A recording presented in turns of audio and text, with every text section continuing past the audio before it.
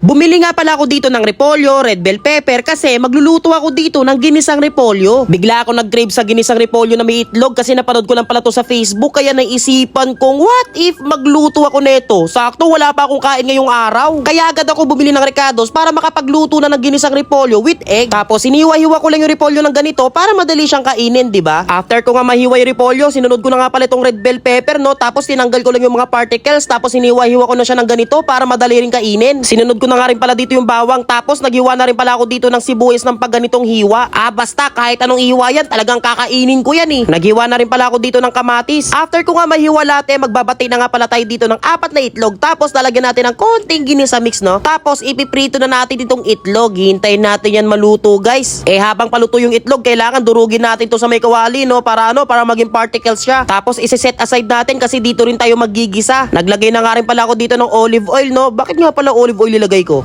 Basta kanya-kanyang trip na yan. Pagkainit nga ng mantika, magigisa na nga pala tayo dito ng bawang. Bali, bawang nga pala inuna natin. Sabay-sabay na yan, ganun din naman eh. Ginisa ko nga pala dito yung kamatis, red bell pepper, sibuyas, bawang, at nilagay ko na nga pala dito yung repolyo, no? Mag-uulam tayo ng dahon for today's video. Oy, hindi sunog yan ha. Maglalagay na rin pala tayo dito ng paminta. Hindi tulad kay Chano ha, napakarami maglagay nun eh. Naglagay na rin pala ako dito ng seasonings tsaka ng oyster sauce. Tapos nilagay ko na nga pala dito yung mga lutong itlog na na medyo particles na siya, na medyo durug-durug na, no? Kung ano-ano sinasabi mo dyan, magsandok ka na nga dyan. Masarap tong iulam, guys, lalo na pag bagong saing yung kanin. Ay naku, talaga namang mapaparami ka ng kain neto. Ito nga pala niluto kong ginisang repolyo.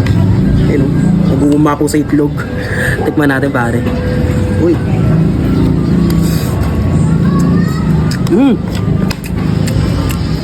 Sarap na ito ah. Lasang-lasa yung bell pepper.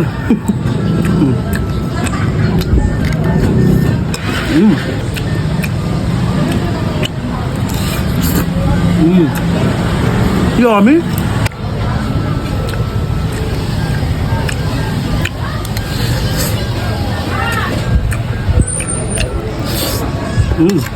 Sarap nito yung breakfast, guys. Ito pala yung una kong kain. Maggagabi na. Bali, ito na yung breakfast ko, pananghalian at pang dinner.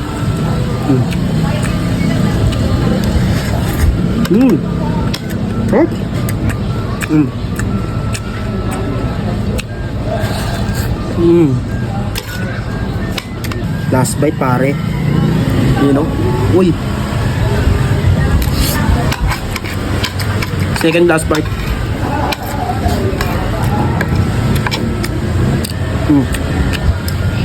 Grabe. Pala to, guys, magluto na rin kayo ng ginisang repolyo.